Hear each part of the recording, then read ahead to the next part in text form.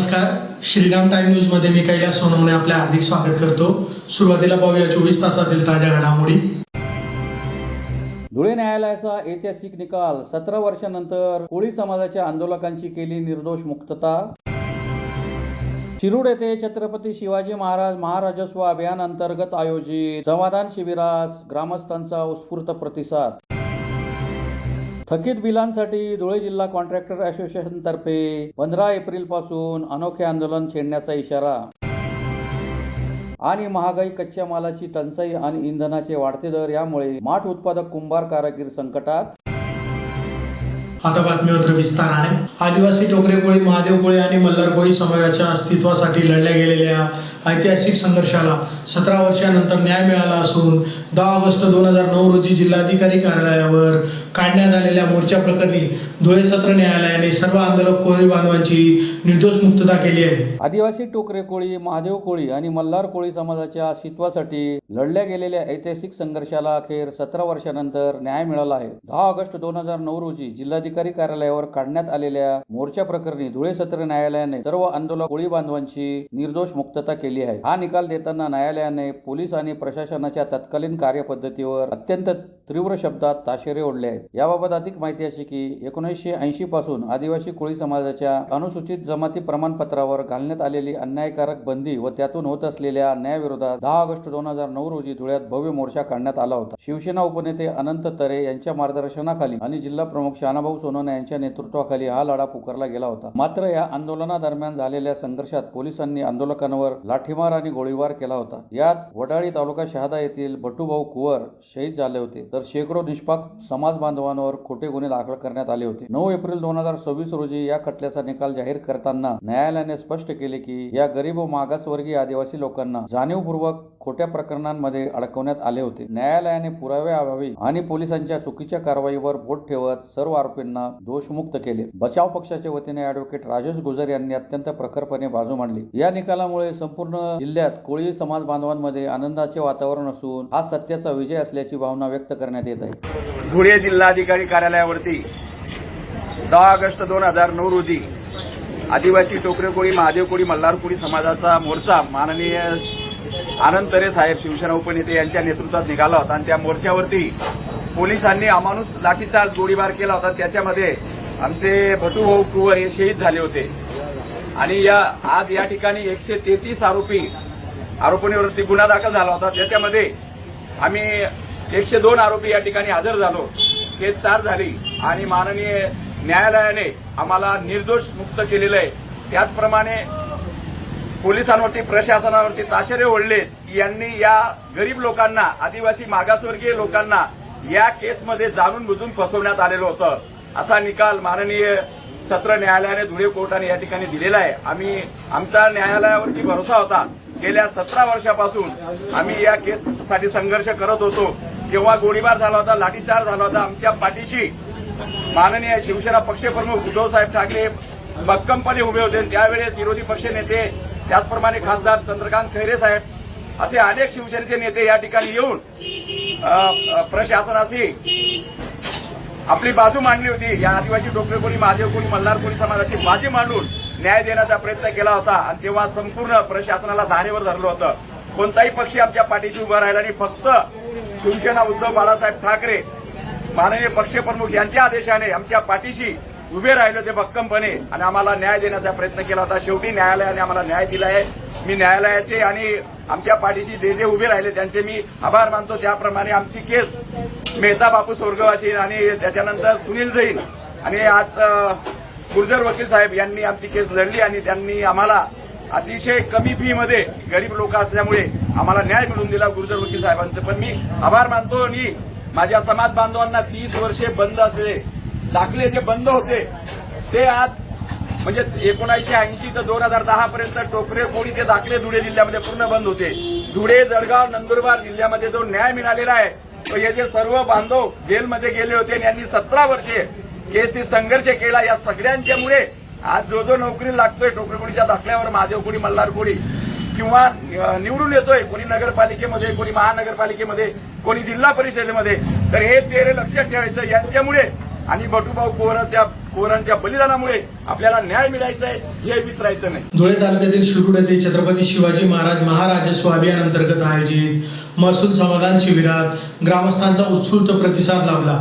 धुळे तालुक्यातील शिरूड येथे छत्रपती शिवाजी महाराज महाराजस्व अभियानाअंतर्गत आयोजित समाधान शिबिरास ग्रामस्थांचा उत्स्फूर्त प्रतिसाद लाभला. उपस्थित मान्यवरांच्या हस्ते छत्रपती शिवाजी महाराजांच्या पुतळ्यास पुष्पहार अर्पण करून दीप प्रज्वलन करीत शिबिराचे उद्घाटन करण्यात आले. या शिबिरात सर्वसामान्यांच्या समस्या सोडवण्यासाठी अधिकारी उपस्थित राहत असून महसूल कर्मचाऱ्यांमार्फत अनेक प्रश्न जागेवर निकाली निघत आहेत. वर्षानुवर्षे प्रलंबित असलेल्या अडचणी दूर होत असल्याने नागरिकांनी या महसूल समाधान शिबिराबाबत समाधान व्यक्त केले आहे. शिरूड येथील जिल्हा परिषदेच्या शाळेच्या पटांगणात सदर समाधान शिबिराचे आयोजन करण्यात आले होते. या प्रसंगी माजी जिल्हा परिषद अध्यक्ष मनोहर बदाने, उपविभागीय अधिकारी रोहन कुवर, तहसीलदार अरुण शेवाळे, माजी कृषी सभापती प्राध्यापक अरविंद जाधव, जिल्हा संघटन सरचिटणीस भाऊसाहेब देसले, तालुकाध्यक्ष देवेंद्र पाटील, माजी सरपंच विजय पाटील, संतोष राजपूत, माजी उपसभापती विद्याधर पाटील, माजी सदस्य दीपक कोतेकर, सरपंच किरण बेल, माजी सरपंच गुलाबराव कोतेकर, निलेश सोनवणे, समाधान शिंदे, महेंद्र पाटील, कृष्णा पाटील, भागवत पाटील, प्रवीण राजपूत, शिवाजी भेल, पूनम राजपूत, योगेश पाटील, सविता पाटील, योगेश टावरे, संगीता पाटील, शिवलता पाटील यांच्यासह ग्रामस्थ उपस्थित होते. म्हणून मित्रांनो मी एवढंच सांगेन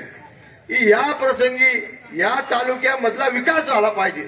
विकासासाठी या देशाचे पंतप्रधान मोदी साहेब, अप्पासाहेब मोदी साहेब हे आपल्याला 100% पैसे देणार आहेत आणि म्हणून दोन्ही प्रतिनिधी, माजी प्रतिनिधी, आजी प्रतिनिधी यांनी दोघांनी जर या तालुक्याचं कल्याण करायचं ठरवलं तर त्याला कोणी थांबू शकत नाही अशी माझी पूर्ण धारणा आहे.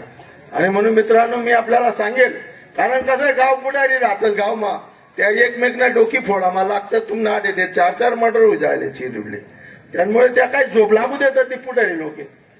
आणि म्हणून मित्रांनो त्या भानगडी डोक्या फोडी बाजूला ठेवा आणि पाणीला या तालुकामा आणि पाणी आणलं आपण, ठीक आहे ना. कोणाची सोय करायची असेल तर करू आपण, सगळ्यांच्या सोयी आपल्याला करायची असेल आणि म्हणून सगळ्यांच्या सोयी करू. आणि प्रथमतः या तालुक्यामध्ये पाणी आलं पाहिजे. कैलासवासी गजानन बापूंचं नाव घ्यावं लागेल.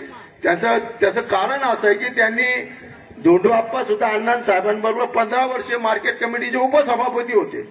वकील साहेब, थकीत बिले मिळावी यासाठी धुळे जिल्हा कॉन्ट्रॅक्टर असोसिएशन तर्फे दिनांक 15 एप्रिल पासून आंदोलन छेडण्यात येत असून त्याबाबतचे निवेदन सार्वजनिक बांधकाम विभागाच्या अधीक्षक अभियंत्यांना देण्यात आले. थकीत देयके अदा करावी यासाठी धुळे जिल्हा कॉन्ट्रॅक्टर असोसिएशन तर्फे 15 एप्रिल पासून अनोखे आंदोलन सुरू करण्यात येणार आहे. याबाबतचे निवेदन शहरातील सार्वजनिक बांधकाम विभागाचे अधीक्षक अभियंता यांना धुळे जिल्हा कॉन्ट्रॅक्टर असोसिएशन तर्फे देण्यात आले आहे. गेल्या 3 वर्षापासून सरकारसोबत थकीत देयकासाठी ठेकेदार असोसिएशन भांडत आहे. निवडणुकीपूर्वी भरपूर कामे कॉन्ट्रॅक्टरांकडून विकासाच्या नावावर करून घेण्यात आली, परंतु निगरगट्ट सरकारने काही देयके दिली नाही. सदर कामे रस्ते ठेकेदाराने स्वखर्चाने कर्जबाजारी होऊन केलेले असून शासनाने अद्याप पावेतोत बिले दिली नसल्यामुळे जोपर्यंत बिल मिळत नाही तोपर्यंत दिनांक 15/4/2026 पासून रस्ता सर्व प्रकारच्या वाहतुकीसाठी बंद करण्यात येणार आहे. तसा फलक कामावर लावून आंदोलन महाराष्ट्रभर सुरू झाले. संबंधित विभागाने याची दखल घेऊन प्रलंबित बिले गांभीर्यपूर्वक विचार विनिमय करून अदा करावी व नवीन निविदा काढाव्यात अशी मागणी निवेदनात करण्यात आली आहे. यावेळी संदीप माले, प्रकाश पांडव यांच्यासह ठेकेदार मोठ्या संख्येने उपस्थित होते. चळवळला जातो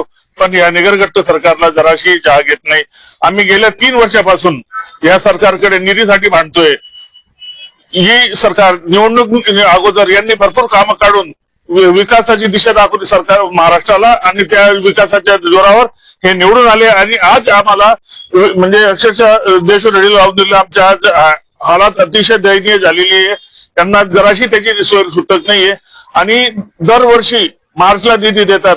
त्यांनी जानेवारीपासून सांगत होते जानेवारीला देतो, जानेवारीच्या मध्यात देतो, जानेवारीच्या एंडला देतो, फेब्रुवारी स्टार्टला देतो, फेब्रुवारी मध्ये, February end, March start, March मध्ये 30 मार्च येऊन गेलं तरी सुद्धा सरकार पैसे सोडायला तयार नव्हत होती. शेवटी आम्ही 30 तारखेला इथे जोरदार आंदोलन केलं आणि मग 31 तारखेला काय प्रोडक्ट पैसे दिले की जे 7-8% लोकांना मिळाले. 7 ते 8%, 7 ते 8%. अरे तुमचे हजारो कोटी बाकी आहेत, तुम्ही 7 ते 8%. उन्हाळ्याची चाहूल लागतात शहरात माठ विक्रेते दाखल झाले आहेत, परंतु वाढती महागाई, कच्चा मालाची टंचाई आणि इंधनाचे वाढते दर यामुळे यावर्षी माठ उत्पादक आणि विक्रेत्यांवर आर्थिक संकट कोसळले असून विक्रीत ही मोठी घट झाली. वाढती महागाई, कच्च्या मालाची टंचाई आणि इंधनाचे वाढते दर यामुळे यावर्षी माठ विक्रीवर मोठे संकट आले असून 50% विक्री घटल्याने कुंभार कारागिरांसह व्यावसायिक आर्थिक संकटात सापडले आहेत. उन्हाळा सुरू होऊनही माठाची विक्री होत नसल्यामुळे सदरचा व्यवसाय आर्थिक संकटाचा सामना करीत आहे. काही विक्रेते काळ्या आणि लाल मातीच्या माठांना मागणी असल्याचे सांगत असले तरी महागाईमुळे ग्राहकांचा ओघ मर्यादित आहे. उन्हाळा लागला की पूर्वी घरोघरी माठ किंवा रांजण खरेदी केली जात असे, मात्र ही जागा आता फ्रीज आणि वॉटर जारने घेतल्याचे दिसते. याशिवाय शासकीय कार्यालय, संस्था, शाळा, महाविद्यालय येथे वॉटर जार किंवा फ्रीजर लावण्यात आल्याने माठ आणि रांजणाची मागणी कमालीची घटली आहे. वॉटर जारच्या थंड पाण्याचा व्यवसाय सुरू झाल्यापासून व्यापारी प्रतिष्ठान, शासकीय व निमशासकीय कार्यालयात 12 महिने थंड पाण्याचा पुरवठा केला जातो. यात शाळांचाही समावेश आहे. सहजतेने पिण्याचे थंड पाणी उपलब्ध होत असल्याने माठ आणि रांजण मागे पडले आहे. याचा थेट परिणाम माठ विक्रीवर झाला आहे. काही विक्रेत्यांकडे तर मागील वर्षीचा माल पडून आहे. मागणी नसल्याने विक्रेत्यांना याचा फटका बसला असून त्यांच्या व्यवसायावर संकट ओढवले आहे. पूर्वी उन्हाळ्याला प्रारंभ होताच थंड पाण्याची व्यवस्था म्हणून घरोघरी नवीन माठ खरेदी केली जात. कालोगात ही प्रथा मागे पडल्याचे दिसते. पूर्वीच्या तुलनेत माठाची विक्री कमी होत असल्याचे कुंभार कारागिरी सांगतात. नैसर्गिक व आरोग्यवर्धक थंड जल देणारे माठ स्थानिक बाजारात विक्रीस उपलब्ध आहे. माठांची किंमत 80 ते 150 रुपयापर्यंत आहे, तर रांजणांची किंमत 300 रुपयांपासून 700 रुपयापर्यंत आहे. शहरात विविध भागात माठ विक्रेत्यांनी दुकाने थाटली असून ग्राहकांची मागणी नसल्यामुळे हा व्यवसाय संकटात सापडला आहे. माठ आमच्या गरीब लोकांचं थंडगार पाण्याचं फ्रीज आहे. एवढ्या या वर्षाला असं धंदा होऊन गेलाय आमच्याला ताट पोट भरायचं आम्हाला. आज 7-8 लाख रुपये टाकून आम्हाला एक पायापाशी झुकून नाही राहिले असे धंद्याची माहिती होऊन गेले. आणि ते हे झालेलं आहे तर आम्हाला जेवण सुद्धा जात नाही इतकं धंद्यामध्ये आम्ही बरं होतं. पण या वर्षाला आमचा धंदा एवढा बसून गेला आहे आणि गिऱ्हाईक असं मागतात. आता भाव एवढा महाग झालेला आहे. आता 250चं माठ कोणी 100-150ला मागतात. आम्हाला काहीच भाव नाही. राजन आम्ही 600-700च्या राजन आमच्याकडे 400-500ला मागतात. आम्हाला काहीच एवढी मुसीबत झाली आमच्याकडे. हे बिहारी लोक आलेले हे गावामध्ये जातात. हे लोक यापासून आमच्या गावाला इतकं हाल होऊन गेलेला आहे तर आमच्या धंद्याचीच बराबर नाही. लोकांचे माठ जे एमपीचे लोक आहे त्यांच्या माठामध्ये पाणी थंड राहत नाही, पण थोड्या दिवसामध्ये जंतू भरतात. आणि आमच्या माठाला मध्ये एवढं पाणी भारी असतो पण ते लोक गावात विकून काही बी भावाने विकून जातात. आमच्यापाशी गिऱ्हाईक येतात नाही, आमच्यापाशी काही बी भाव मागतात. ते लोकांनी दिले बिहारी लोकांनी हे भाव दिलं ते भाव दिलं, पण ते माठांचं आमच्या माठाचं तुझ्याच कोणतं बरं आहे. कारण गावाला पोट भरून नाही राहिलं तर मग काय करायचं गावाला लोकांनी. बाहेर हे लोक असे धंदे करून राहिले. 5-5 गाड्या काढतात ते आम्हाला त्याला बरी बोलत होतं तुम्ही गाडी काढा. आम्ही आता म्हातारा लोक कुठे गाडी काढू, आम्हाला मुलगा नाहीये काही नाहीये. आम्ही म्हातारा लोक कुठे काय काम करायचं असं वर्षापासून आम्ही धंदा करतो. पण त्या धंद्यामध्ये आम्हाला आता यंदा तर असं होऊन गेलंय आम्ही जगो का नाही जगो असं होऊन गेलेलं आहे. काय खायचं आणि काय राहायचं असं जीवन गेलेलं आहे आमच्याला. आम्ही एवढे पैसे घालून आमचे 7-8 लाख रुपये घालून आम्ही 1 लाखाचा धंदा घेऊन राहिला तर आम्ही धंदा करून काय फायदा आहे आणि काय करायचं. आम्ही कुंभार समाज आणि काय करायचं. पुन्हा एक नजर ठळक घडामोडींवर. धुळे न्यायालयाचा ऐतिहासिक निकाल. 17 वर्षानंतर कोळी समाजाच्या आंदोलकांची केली निर्दोष मुक्तता. शिरूड येथे छत्रपती शिवाजी महाराज महाराजस्व अभियान अंतर्गत आयोजित समाधान शिबिरास ग्रामस्थांचा उत्स्फूर्त प्रतिसाद.